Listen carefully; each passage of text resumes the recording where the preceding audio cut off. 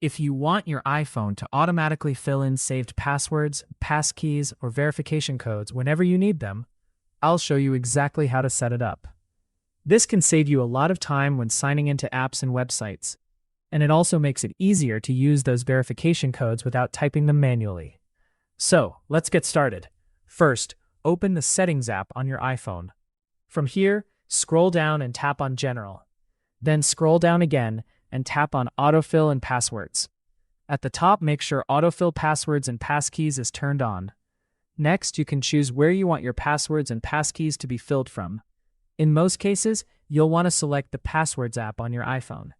Depending on the apps you use, you may also be able to use saved passwords and passkeys from services like Google Chrome or the Google app.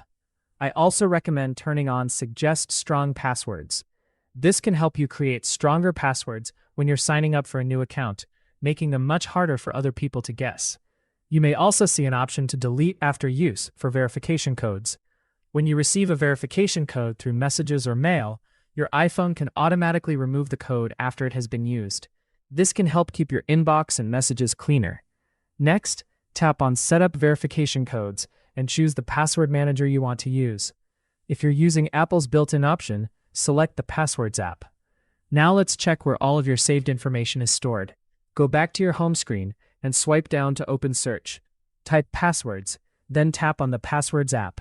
Use Face ID to unlock it. And here you'll be able to view your saved passwords, passkeys, Wi-Fi passwords, and verification codes all in one place.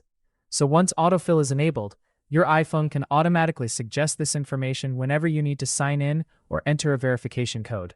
And that's it. Now you know how to set up autofill passwords and verification codes on your iPhone.